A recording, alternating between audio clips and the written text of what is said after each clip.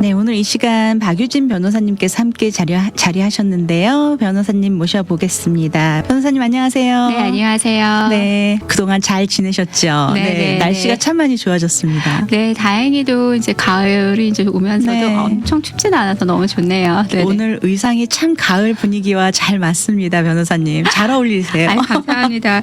네.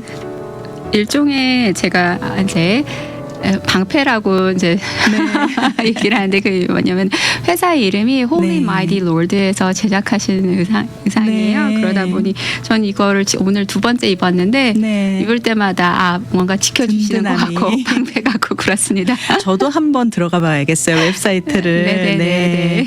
네, 변호사님. 요즘 부동산 가격이 예전에 비해서 정말 많이 올랐습니다. 그래서 뭐 5년, 10년 전이나 혹은 그 이전에 집을 구매하셨던 부모님들은 부동산 밸류가 정말 많이 올랐을 텐데요.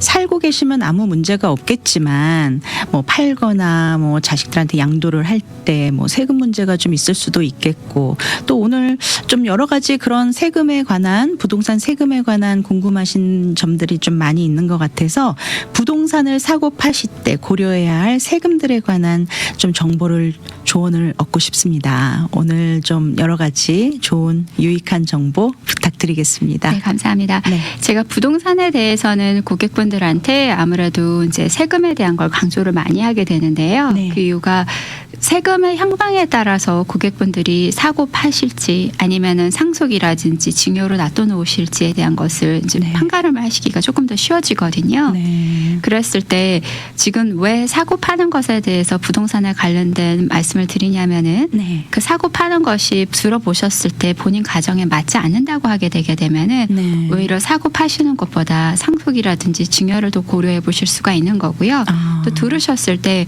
오히려 우리가 사고 팔아서 우리가 좀 더 쓰자 한다고 하게 되게 되면은 또 거기에 방향에 맞춰 가지고 이제 진행을 하시면 되시거든요. 네. 근데 주로 부동산에 관련된 세금을 저희가 크게는 네 가지라고 생각했었을 때 네. 오늘은 세 가지를 다뤄볼 건데요. 네. 첫 번째로는 이제 사고 팔았을 때는 아무래도 양도소득세가 생기겠죠. 네. 그리고 두 번째는 부동산을 지키고 계시는 동안은 계속 재산세가 나올 거고요. 그렇죠. 그리고 렌탈 프로퍼티라 한다고 하게 되면은 거기서 나오는 소득, 그러니까 네. 양도소득의 또 그 소득세의 일종이지만은 네네. 이거는 기본적으로 계속 나오는 소득에 대한 말씀을 이제 저희가 나눌 거고요. 네. 그리고 네 번째로는 오늘은 다루지는 별로 않겠지만은 상속세가 있습니다. 네. 그리고 상속세하고 같이 일맥상통하게 되는 증여세도 있을 수가 있겠죠. 네. 이랬을 때 사고 판매를 했었을 때 가장 이제 궁금해하시는 것은 특히 판매를 하셨을 때는 도대체 네. 내가 양도소득세를 어떤 기준으로 내야 할지, 양도소득세를 어떻게 하면 줄일 수가 있을지 거기에 대한 궁금증이 굉장히 많으시죠. 네.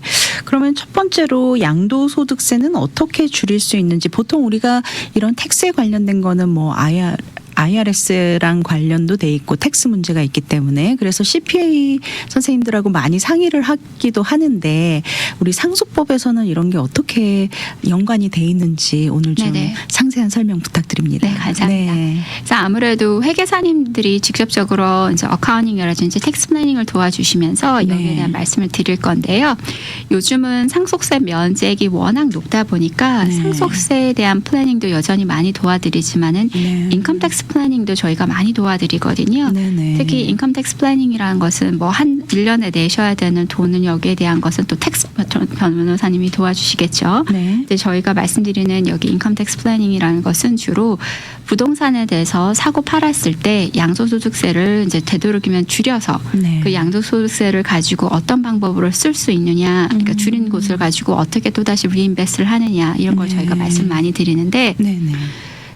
부동산에 관해서는 대부분들 많이 아시는 primary residence deduction, 그러니까 살고 계시는 집을 팔았을 때 받게 되는 이제 양도소득세 혜택이 있고요. 네. 그리고 또 하나는 커머셜이라든지 다른 그 부동산을 팔았을 때, 그러니까 집이 아닌 경우 다른 걸 팔았을 때 like kind exchange라고 하는 tender exchange가 이렇게 있겠죠. 네. 그래서 그 두 가지를 주로 말씀을 드립니다. 근데 프라이머리 디덕션은 많이 알고 계실 거예요. 네. 근데 오해를 하시는 부분들이 꽤나 많아가지고 네. 우선은 그 오해에 대해서 조금 짚어드리고 싶네요. 네네. 좀 한번 구체적으로 좀 설명 부탁드리겠습니다. 예, 예. 네. 첫 번째로 오해한다고 하게 되게 되면은 이제 husband and wife가 있었을 때 네. 남편의 이름만으로 되어 있는 부동산에 대해서는 아내가 primary residence deduction을 못 받는다고 생각하시는 분들이 있어요. 네. 예를 들어서 김철수 선생님하고 김영희 선생님이 계셨는데 그분들이 부동산을 네. 팔기 5년 전에 네. 2년을 그 집을 실거주를 하셨으면은 네. 2년을 실거주를 하셨으면은 부동산의 판매에 대한 대금에서 캐피럴 게인이 있잖아요. 네. 이때까지 늘어난 그 이제 소득에 대한 거 캐피럴 게인인데 예를 들어서 20만 불의 부동산을 구매했는데 지금 팔려고 시장가를 봤더니 100만 불이 된 겁니다. 네네. 그러면 이 김철수 선생님하고 김영희 선생님의 캐피럴 게인은 80만 불이겠죠. 네. 20만 불을 가지고 시작했는데 지금 100만 불이 그렇죠. 됐으니까요. 네. 그래서 프라이머리 디덕션의 의미는 뭐냐면은 가지고 계시는 재산에서 80만 불을 이제 다 80만 불에 대한 세금을 내야 되는 건데 그렇게 네. 하질 않고 각각 부부마다 그 집을 primary residence deduction을 클레임하면은 25만 불씩 그 액수에서 차감을 할 수가 있습니다. 그러니까 네. 결과적으로는 보이기에는 그러니까 간단하게 설명드리면은 80만 불에 대한 캐피럴 게인이 생긴 것을 꼭 30만 불인 것처럼 50만 불을 깎아주게 되는 네. 그런 형태가 되는 거죠. 그럼 세금도 이제 비례적으로 굉장히 많이 줄어들 수가 네. 있겠죠. 근데 아까 예를 들어서 이제 말씀드렸던 첫 번째 오해처럼 꼭 김철수 선생님하고 김영희 선생님이 공동 명의로만 되어 있어야지만 김영희 네. 선생님도 25만 불에 대한 혜택을 받는다라고 오해하시는데 그게 아니라는 거죠. 하셨을 때는 김철수 선생님의 이름만으로 되어 있었을지라도 네. 두 분이 세금 보고를 같이 하고 계셨으면은 김영희 선생님도 25만 불까지 세금 혜택을 받으실 수가 있고요. 네. 또 하나 이제 많이 오해하시는 것이 기간에 대한 오해인데 네네. 아까 말씀드렸듯이 5년 안에 2년을 실거주한다면 된다고 말씀드리거든요. 네. 근데 그 5년을 굉장히 헷갈려 하시는 분들이 있어요. 꼭 5년 동안 쭉 다 실거주를 해야 된다라고 생각하시는 거 오해라는 거죠. 네. 만약에 2023년도에 이제 판매를 하시게 됐다. 그럼 그로부터 5년 전인 뭐 2017년도가 됐든지 네네. 2018년도가 됐든지 그때부터 2023년도까지 적어도 2년은 실거주를 하셨어야 된다라는 건데 꼭 판매 직전에 실거주를 해야 되는 거가 아니고 이 5년 안에 실거주를 하셨으면 됩니다. 근데 네. 이것도 중간에 띄엄띄엄 거주를 하실 수도 있잖아요. 네네. 1년은 여기서 사셨다가 또 이사 그렇죠. 나가셨다가 또 네. 다시 들어오셔서 사실 수가 있고 그러니까 꼭 같이 붙어서 2년 연속적으로 사셔야 된다라는 것도 아니고 2년만 보여주실 수 네네. 있다고 하면은 된다라는 거가 이제 기간에 대해서 많이들 하시는 거 이제 오해를 제가 정정을 해드린 거고요. 네. 그러면 그냥 합쳐서 2년만 채워지면 되는 거군요. 맞습니다. 네. 합쳐서 2년을 채운다라는 거를 잘 이제 기억을 하시면은 네네. 어떤 분들은 오셔서 저는 그거 프라이머리 레지던스 디덕션 못 받는 줄 알았는데 받을 수 있겠네요 하시는 분들도 계시거든요. 네. 저도 2년 연속으로 살아야 되는 건 줄 알았거든요. 네. 제가 이거를 왜 말씀드리냐면은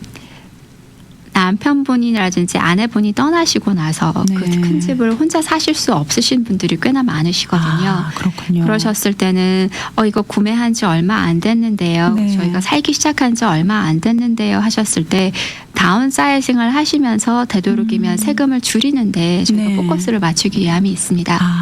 그리고 또 하나 많이 오해하시는 거가 아까 말씀드렸듯이 남편분이라든지 아내분이 떠나시고 나서 네. 팔게 되면은 남편이나 아내분이 하늘나라 가시면 동시에 그 프라이머리 디덕션을 잃으시는 줄 아시거든요. 네. 그렇지는 않습니다. 그러면은 두 배우자 중에 한 분께 그게 예, 떠나시고 되는 나서 2년 안에만 판매를 하시면은 돌아가신 남편분이라든지 돌아가신 아내분의 몫을 저희 25만 불까지 혜택을 받으실 수가 있다라는 거죠. 예. 네. 그렇기 때문에 제가 고객분들한테 다운사이징을 하시더라도 갑자기 급하게 판매를 하실 필요가 없이 네. 앞으로 한 2년 정도는 생각해 보실 가능성이 있습니다라고 말씀을 드리죠. 네. 아니면은 또 기간을 못 채웠다고 생각을 하셨다가 생각보다 이게 연속적으로 살지 않아도 된다라는 걸 알게 되셨으면 이미 기간을 채웠기 때문에 네. 돌아가시고 나서 얼마지 않아서 다운사이징을 하시는 분들도 꽤 많죠. 아, 그럼 돌아가신 후에 2년인가요? 네, 돌아가신 날짜로부터 네. 2년 안에만 판매를 하시면은 네네. 그러면은 그 5년 안에 2년을 채우셨다. 그런다고 네. 하면 괜찮다라는 거죠. 아, 이거가 그렇게 되는군요. 판매 지점으로부터 5년이라는 것을 네. 거슬러서 소급해서 5년이라는 것을 기억하셔야 돼. 이걸 또 어떤 분들은 남편의 사망 시점으로부터 5년을 소급한다라고 생각하시는데 그게 네, 아니고 네네. 본인 판매로부터 소급을 한다라는 거죠. 네, 네네. 그렇군요. 그러면은 그 판매 시점에 따라 소득세도 달라질까요? 네, 있을 수 있습니다. 네. 왜냐하면은 어떨 때는 본인 그러니까 소득에 대해서 이제 텍스 브래킷이 달라지실 수도 네네. 있겠죠. 그 외에 네. 갑작스럽게 돈을 많이 버셨다든지 아니라고 하게 되면은 비즈니스를 어떤 해에는 러스로 판매를 하셨다든지 네네. 이슈가 있겠죠. 또 반대로 또 정부에서 정책이 바뀌어져 가지고 네. 텍스에 대한 세율이도 인컴 텍스 세율이 높아지실 수도 있는 거고요. 네네. 그 캐피털 게인 텍스 세율이 높아진다든지 이런다고 하게 되면은 거기에 맞춰서 다 달라지실 수가 있겠죠. 아, 그렇군요. 네. 만약에 여러 집을 소유한 경우는 어떻게 되나요? 네. 그 질문도 뭐, 굉장히 많이 하시거든요. 네. 그런데 여러 집을 소유한다고 했었을 때 대부분은 살고 있는 집은 하나로 생각을 한다라는 거죠. 프라이머리 레지던스는 하나로 네. 생각을 하셔가지고 하시는 건데 그러면 안전한 방법은 뭐냐? 네. 하나를 프라이머리 레지던스로 판매를 하시고 나서 네네. 그 다음에 또 다시 판매할 집을 거주를 하시고 2년 있다가 판매를 하시든지 네. 그런 방법으로 every 2year마다는 판매하시는다는 상관은 없습니다. 왜냐하면 네. 본인이 2년을 채우셨다라는 걸 전제로 하는 거죠. 네. 그러면은 일단 무조건 본인이 살고 있는 집을 우선적으로 그렇죠. 중점적으로 그렇죠. 하는 거네요. 그렇죠. 네네. 네. 그럼 뭐 여러 집을 소유하고 있다라고 해도 그건 렌탈 프로퍼리로 하나의 약간 비즈니스 개념으로 봐주시는 건가요? 그렇죠. 인컴 프로퍼리로? 그렇죠, 그렇죠. 아, 네. 그런다고 하면은 렌탈 프로퍼리는 오히려 텐더런 익스체인지를 하시는 분들이 많으시고요. 네네. 아까 프라이머리 디덕션은 디덕션을 받는다라는 데 의미가 있는 거고 네. 텐더런 익스체인지는 뭐냐면은 양도소득세를 유예, 디폴 시킨다라는 그 의미가 있습니다. 네. 그래서 양도소득세를 프라이머리 레지던스에 대한 것을 50만 불을 디덕션을 받는다라는 거는 네. 꼬리표는 붙어 있지 않잖아요. 네네. 제가 50만 불을 깨끗하게 이제 디덕션을 받기 때문에 네. 그래서 저희 고객분 중에 프라이머리 레지던스 디덕션만 하셔서 거의 6번, 7번 이사하신 분들도 있어요. 네. 그냥 그때마다 50만 불에 대한 세금을 이제 감면을 받으시면서 네네. 그때마다 집에 나온 에쿼티가 그만큼 남으시는 거니까요. 네. 그런다고 하면은 구매하시고 나서 50만 불까지 에쿼티가 채워졌었을 때 판매를 하시고 네. 그거를 세금 없이 다 온전히 건지신 다음에 네. 또 다른 집을 구매를 하시거나 이렇게 하신 분들도 꽤 계시죠. 네, 그렇군요. 한 가지만 더 여쭤본다면 네네네. 부부간에 같이 살면은 괜찮은데 피치 못할 사정으로 이혼을 하게 됐을 경우에는 네네. 이제 재산 분할을 할 때 네. 이런 경우는 어떻게 되는 건가요? 이런 경우는 재산 분할을 한다고 하게 되면은요. 네. 이혼 당시에는 이제 판매를 한다고 하면 프라이머리 레지던스 디덕션을 받으시겠죠. 네. 그런데 그렇지가 않으시고 이혼을 한참 후에 한다고 하면은 이미 서로 살고 있는 곳이 달라지셨을 거 아니에요. 네. 그러다 보니 이제 아무래도 프라이머리 디덕션을 받기는 힘들겠죠. 근데 네. 아주 특수한 경우는 있을 수가 있습니다. 네네. 이혼을 하신다고 할지라도 공간을 분리하셔가지고 같이 살고 계신다고 하게 되게 되면은 그 부동산 소유도 50대 50을 그대로 유지하시는 분들도 있거든요. 네. 이혼 후에도. 네. 이랬을 때는 꼭 부부만 25만 불씩 받는 거가 아니고 소유주 한 사람마다 프라이머리 디덕션에 대해서 25만 불을 받기 때문에 네. 꼭 부부가 더 이상 아니더라도 former husband, former wife가 공동 소유의 형태로 갖고 있는 집에서 실거주를 판매 5년 전에 2년을 하고 네. 타이틀이 올라가 있었다. 그런다고 하게 되게 되면은 거기에 대한 세금 혜택을 받겠죠. 네. 근데 다만 그렇군요. 이제 좀 자녀분들하고 복잡해지네요. 이제 가끔 네. 가다가 부동산을 같이 소유하고 계신 분들도 그럼 이제 궁금해하시는 분들이 있어요. 네. 그러니까 내가 살고 있는 집인데 우리 아들 이름으로 되어 있어 이러신단 말이에요. 그러니까 본인 소유가 아닌데도 네. 자녀의 소유의 이름인데도 프라이머리 디덕션을 받을 수 있느냐 여쭤보시는 분들이 있는데 그건 안 네. 됩니다. 본인 소유여야 그렇군요. 된다라는 거죠. 네, 알겠습니다.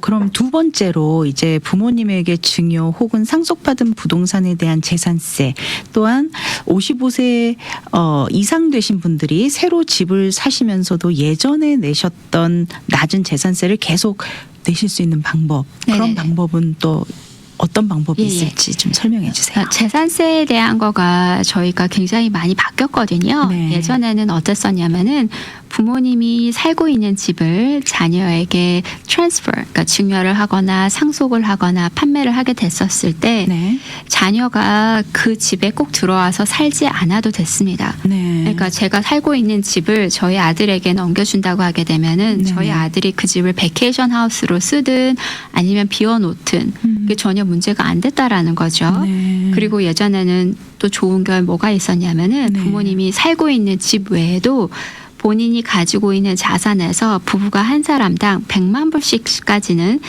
낮은 텍스 베이시스를 자녀에게 그대로 물려줄 수가 있었어요. 네. 그럼 운이 좋았으면은 부모님이 살고 있는 집도 오래전에 구매를 하셨으면은 아무래도 프로퍼티 텍스를 굉장히 작게 내고 계시겠죠. 그렇죠. 그거를 자녀가 그대로 이어받을 수가 있었고, 네. 그리고 부모님께서 갖고 계시는 뭐 상가 건물이 만약에 2밀리언이었다. 네. 그러면 각각 1밀리언씩을 베이시스로 받아서 부모님이 가지고 있는 그 상가 건물에 대한 프로퍼티 텍스도 자녀가 물려받으면서 네. 부동산세가 올라가지 않고 받을 수 있게끔 저희가 만들어 놨었는데 네. 안타깝게도 새로운 법이 바뀌었군요. 그렇죠. 이제 들어오면서 어떻게 됐느냐?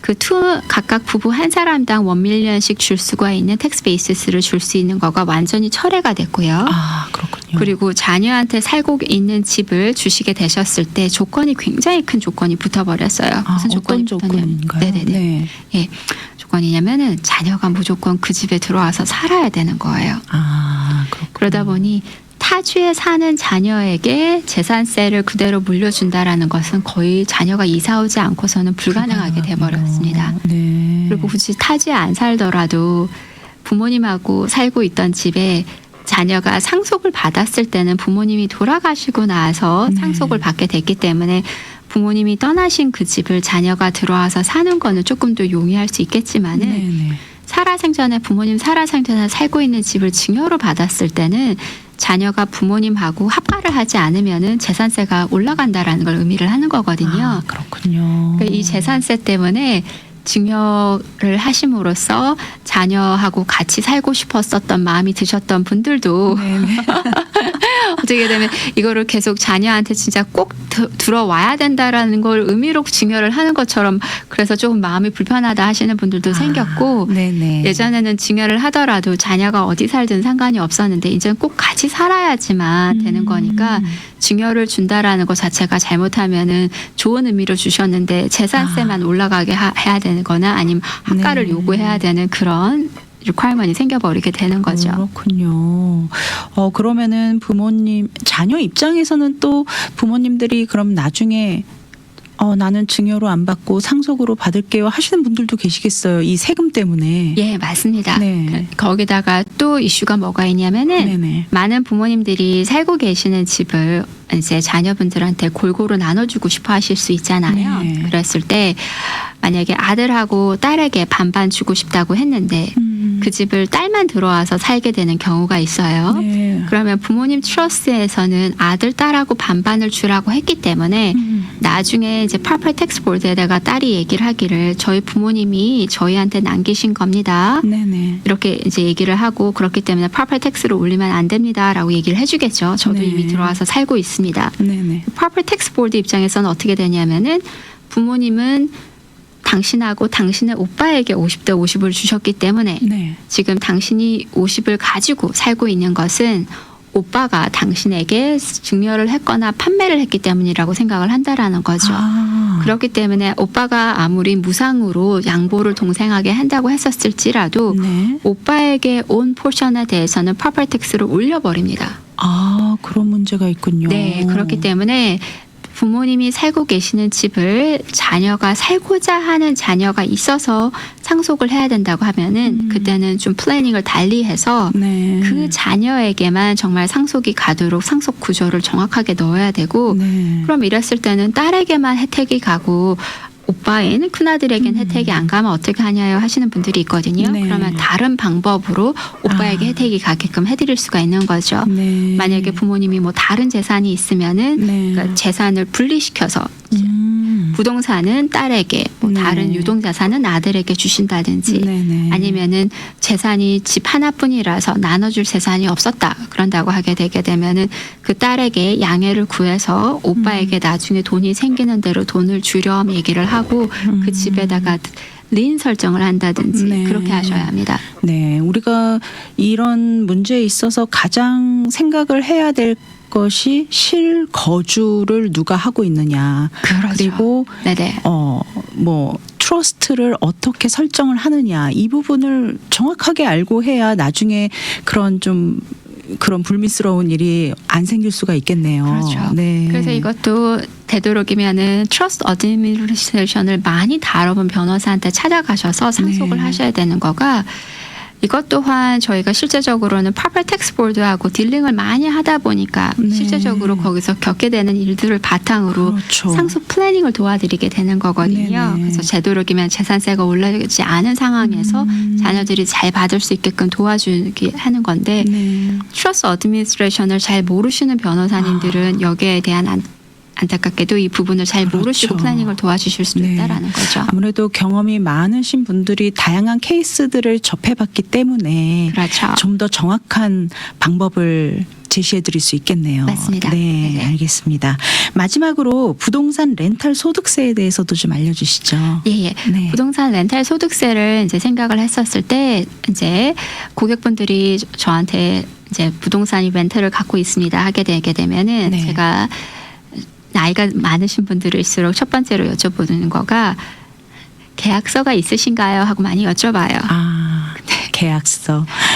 너무 많은 경우, 정말 너무 많은 경우 네네. 계약서 없이 그냥 정말 좋은 마음으로만 계속 계약을 이어가고 계신 분들이 있거든요. 네네. 그러니까 한국은 이제 특별한 의도, 이렇게 이야기가 없으면은 계약을 따로따로 갱신할 필요 없이 그냥 계속 이어간다라고 이제 생각을 한다고 들었습니다. 네. 근데 문제는 저희는 좋을 때는 좋은데 만약에 테넌트가, 그러니까 세입자가 렌탈에 대한 거 금액을 안 낸다 하게 되게 되면은 네. 그때는 계약서 없이는 이빅션을 하기가 너무 힘들어지는 거예요. 맞습니다. 네, 그러다 보니 소득세에 대한 것을 이제 말씀을 드리면은 제가 고객분들한테 첫 번째로 짚어봐야 될 거가 계약서가 제대로 있는지. 네. 이게 아무리 이게 먼트라고 할지라도 계약서라도 첫 번째 형태라도 갖추고 있어야 된다라는 거죠. 네. 그런 다음에 거기 맞춰가지고 돈을 제대로 받고 계신지, 네. 그리고 받고 계신 돈을 정확하게 세금 보고를 하고 계신지, 네. 그게 정말 중요하거든요. 네. 그래서 그걸 바탕으로 결과적으로는 그